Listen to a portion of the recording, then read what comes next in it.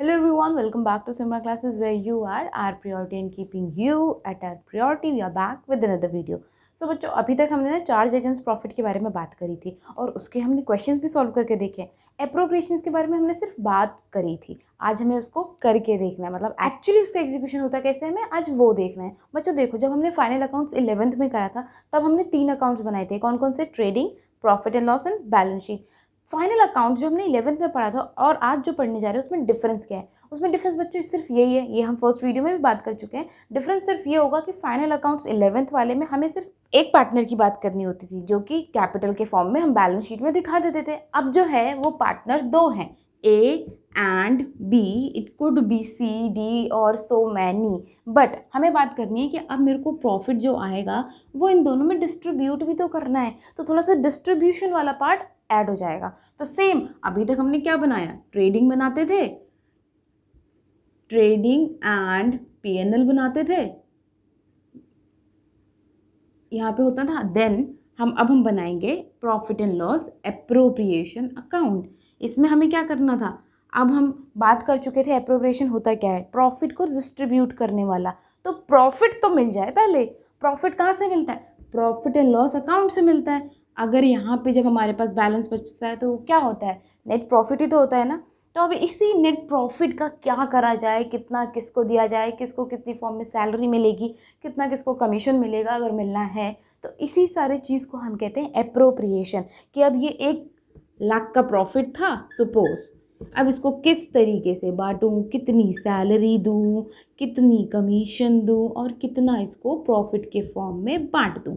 यही सारी चीज़ें जो अभी तक हमें परेशान कर रही थी कि पार्टनरशिप डीड हो या ना हो तब क्या करें, उन्हीं सारी चीज़ों को अब हम अप्लाई करेंगे और इसी को कहते हैं profit and loss appropriation account. Simple सी बात है, इसमें हम क्या करेंगे? प्रॉफिट को डिस्ट्रीब्यूट करेंगे और उसके बाद हमें क्या बनाना है? हमारा फाइनल स्टेप फाइनल अकाउंट में क्या था? Balance sheet. तो यहाँ पे भी हमारा फाइनल स्टेप क्या होगा? बैलेंस शीट, जहाँ पे हम बैलेंस करके बताएंगे कि चलो ठीक है, एसेट के बराबर भी लायबिलिटी है।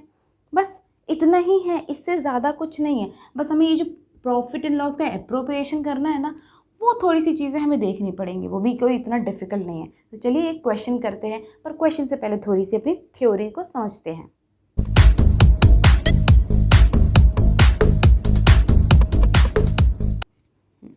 तो बच्चों ये है हमारे profit and loss appropriation account का फॉर्मेट और इसी फॉर्मेट के थ्रू हम इसकी सारी थ्योरीज को समझने वाले हैं। बट इससे पहले जल्दी से बताओ इसका स्टार्टिंग पॉइंट क्या होने वाला था?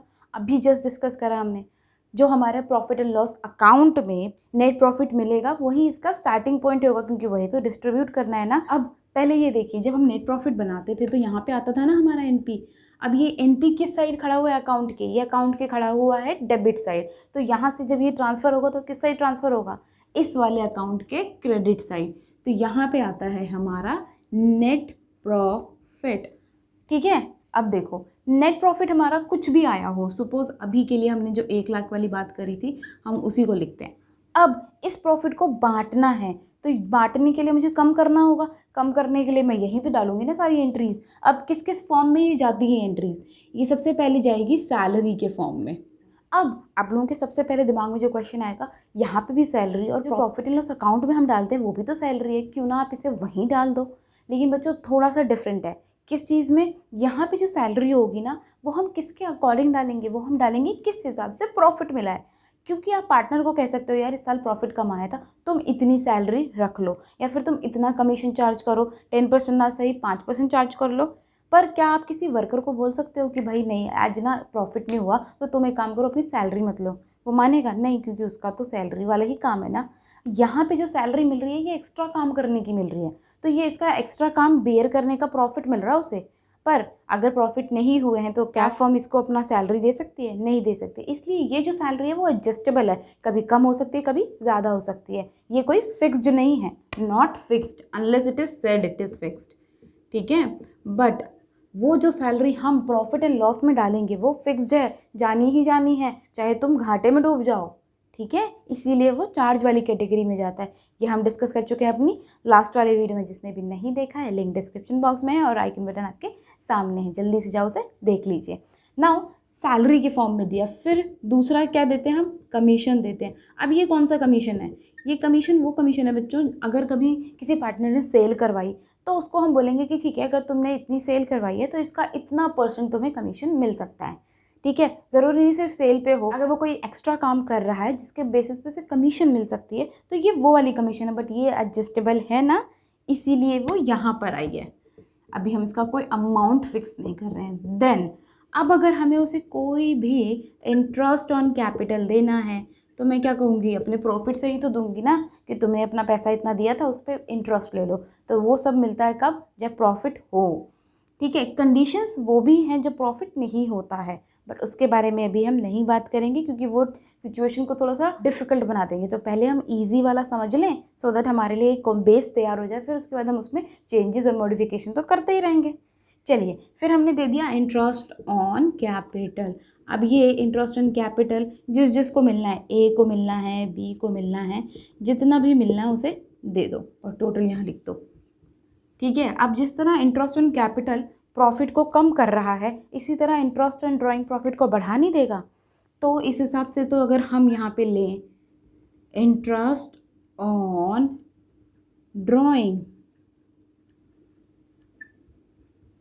तो ये हमारे प्रॉफिट को बढ़ा देगा, है ना। इन द सेम वे जो जो चीज़ें प्रॉफिट को बढ़ाएंगी वो हम इस वाली कॉलम में लिखेंगे, दैट इज क्रेडिट साइड, क्योंकि इनकम शुड बी क्रेडिटेड। और जो जो प्रॉफिट को कम करेंगे यानी कि expenses and income should be debited. तो हमारा लॉजिक तो हर जगह ही फॉलो हो जाता है, लेजर बनाने का या जनरल एंट्री बनाने का।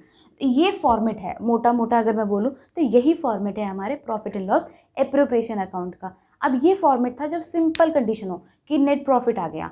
ठीक है, व्हाट इफ अगर नेट लॉस आ जाए, तो net loss profit and loss के किस साइड आता है, क्रेडिट साइड आता है। तो उसको अगर मैं क्रेडिट साइड से पोस्ट करूँगी तो किधर करूँगी, डेबिट की साइड करूँगी, क्योंकि वो लॉस भी है तो एक्चुअली तो डेबिट साइड आना भी चाहिए। तो यहाँ पे सबसे पहले किसकी एंट्री हो जाएगी, टू नेट लॉस। अब हमें यहाँ से सारी चीज़ें देनी पड़ेंगी। अब जब है ही नहीं तो दोगे क्या, तो वहाँ पे थोड़ी सी चीज़ें डिफ़िकल्ट हो जाने लग जाती हैं और वहाँ पे हमारे लिए 12th क्लास की अकाउंटिंग स्टार्ट होती है। बट अभी तो ये सिंपल है ना, तो क्यों ना इसके ऊपर एक क्वेश्चन ट्राई कर लिया जाए। तो चलिए करते हैं। So we are ready with our question and आपका क्वेश्चन ये रहा। चलिए, Aman and Boman are partners sharing profit equally. Business is being carried from the property owned by Aman on an yearly rent of 24,000. इसका मतलब क्या हुआ कि अमन ने क्या करा है, एक प्रॉपर्टी को दिया है कि चलो ठीक है मेरा ही बिजनेस है तो मैं दे देता हूँ, लेकिन उसने बोला नहीं भाई मैं तो रेंट चार्ज करूँगा, क्योंकि अगर वो बिज़नेस को नहीं देता तो कहीं ना कहीं तो वो रेंट पे देता ना, तो उसको इनकम तो मिलती ये वाली, ये तो उसकी एडिशनल इनकम है। और अगर बिज़नेस अमन की प्रॉपर्टी पे ना करती, कहीं ना कहीं तो करती ना बिज़नेस, तो उसको रेंट तो देना पड़ता। इसलिए ये जो रेंट है ये कहाँ जाता है, हमने डिस्कस करा हुआ है, ये है charge against profit, not an appropriation of profit. तो इसका मतलब यहाँ पे तो उसकी एंट्री होनी ही नहीं है, तो हम उसको साइड में कहीं लिख लेते हैं ताकि हमें याद रहे। ठीक है, तो हम लिख देते हैं रेंट हमारा रहता है, अभी बात नहीं करी हमने, 24,000 बस हमें पता है, 24,000 इस पर ईयरली रेंट है। ठीक है, मंथ नहीं है। Aman is to get a salary of 1,20,000 per annum, इसका मतलब उसको एक साल की सैलरी मिलेगी 1,20,000। ठीक है, and woman is to get a commission of 5% on net sale, मतलब जितनी भी सेल होगी नेट सेल से रिटर्न को माइनस करने के बाद उसका 5% वुमन लेके जाएगा। ठीक है, now which is during the year 30 lakh, इसका मतलब जो सेल्स हैं वो कितनी हैं, 30 लाख हैं। अगर मैं यहीं पे रफली कर दूँ तो 30 लाख का आपको क्या देना है, 5% सेल्स के उसमें देना है, विच इज शुड बी 1,50,000। ठीक है, अब इसका 1,50,000 हमें इसको क्या देना है, एक कमीशन के फॉर्म में देना है, याद रखिएगा 1,50,000 है। नाउ मूविंग ऑन, उसने हमें क्या बोला, profit for the year ended 31 March 2020 before providing the rent was 5 lakh. 5 lakh का हमारे पास प्रॉफिट है। ठीक है भाई, 5 लाख का प्रॉफिट लिख दो, बट क्या इस प्रॉफिट में हमने रेंट की बात कर रखी है, नहीं कर रखी, तो क्या ये एक्चुअल प्रॉफिट है, नहीं है। अब याद करो हमने पिछली बार क्या करा था, क्वेश्चन नहीं करा तो देख लीजिएगा वीडियो, 24,000 माइनस कर दीजिए बच्चों, क्योंकि ये 24,000 हमारे प्रॉफिट को ऑलरेडी कम करते अगर हम इसको प्रॉफिट एंड लॉस अकाउंट में डालते, डाला नहीं है हमने। चलिए, उसको करते ही हमारे पास बैलेंस जो बचेगा वो क्या होगा, 4,76,000। ठीक है, किसी को भी कैलकुलेशन में कोई दिक्कत हो तो एक बार कर लीजिएगा। नाउ अब इस 4,76,000 में से तो दूंगी ना सैलरी और कमीशन, किस किस को दे रही हूँ, अमन को मिल रही है सैलरी टू अमन, है ना। अमन को सैलरी मिली 1,20,000 की, और हमें पता है कि 2 कमीशन करके भी किसी को मिलेगा, कमीशन टू वुमन। वुमन को कितना मिल रहा था, हमने निकाला था 1,50,000, भूले तो नहीं हो ना।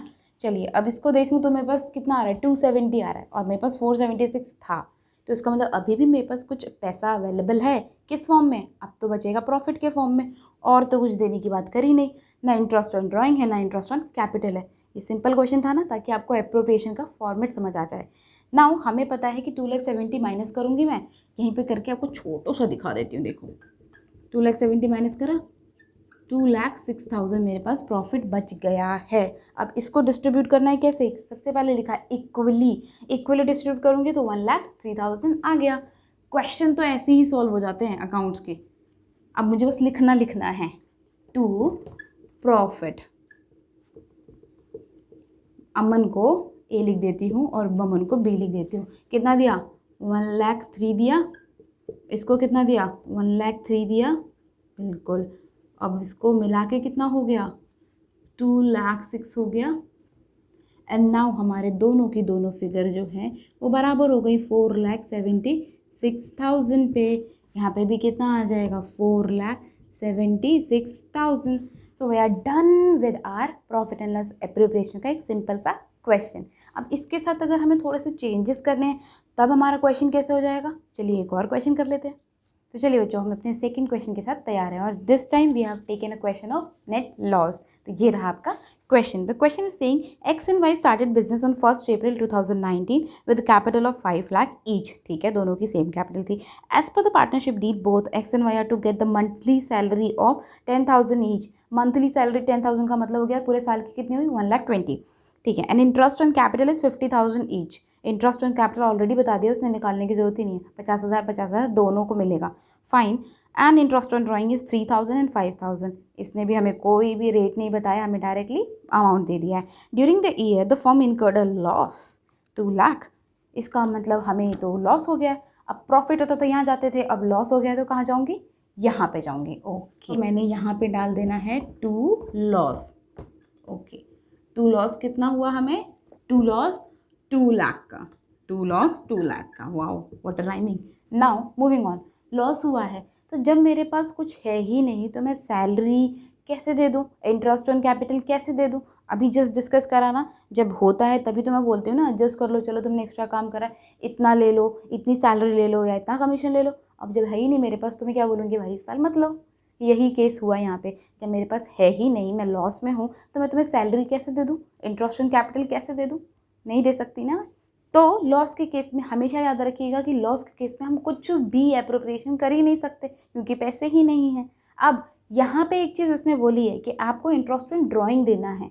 जब ये सारी चीज़ें ऑलरेडी पार्टनरशिप डीड में हैं तो वो इंटरेस्ट ऑन ड्राइंग तो देगा। तो यहाँ पे क्या करेंगे हम, बाय इंटरेस्ट ऑन ड्राइंग लेंगे। ठीक है, इंटरेस्ट ऑन ड्राइंग कितना था, ए का सॉरी एक्स और वाई का 3,000 था एंड द अदर वॉज 5,000। ठीक है, इसका मतलब 8,000 तो ये मुझे देंगे ना। अगर ये 8,000 देंगे तो मेरा लॉस कितने का था, 2 लाख का था। इसका मतलब ये 1,92,000 से कम हो गया है ना। अब मेरे पास जो बाय लॉस ट्रांसफ़र करूँगी मैं, क्योंकि भाई अगर मैं मुनाफा लेके जाती हूँ तो मैं इनको वो भी तो दूंगी ना, लॉस भी तो दूंगी ना।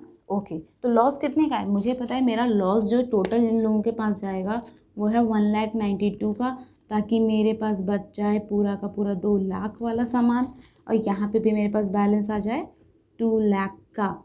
Now we know this, drill तो अपने को पता है, बट अब मैं दूं कैसे, इसने कुछ तो बताया नहीं है। उसने ये बता दिया है कि जो कैपिटल थी ना वो दोनों के बराबर थी। तो कहीं ना कहीं जब हमें नहीं पता होता है कि हमें क्या करना है प्रॉफिट को डिस्ट्रीब्यूशन को लेके, तो हम इक्वली दे देते हैं ना।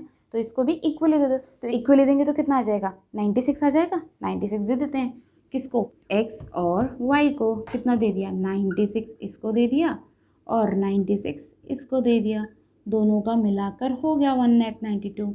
And we are done with our profit and loss appropriation account. तो इसमें बच्चों हमने क्या देखा, हमने ये देखा कि जस्ट हमें प्रॉफिट हुआ है या लॉस हुआ है और उसके अकॉर्डिंग क्या क्या हमें देना है पार्टनर्स को, पार्टनरशिप डीड के अंदर क्या डिसाइड हुआ है, आपने म्यूचुअली एग्रीमेंट में ये लोग क्या करना चाह रहे हैं, उसके अकॉर्डिंग हम इन्हें डिस्ट्रीब्यूट कर देंगे। इससे ज़्यादा profit and loss appropriation tough नहीं है, इसको कंफ्यूज मत करिएगा अपने माइंड में कि बहुत टफ होता है।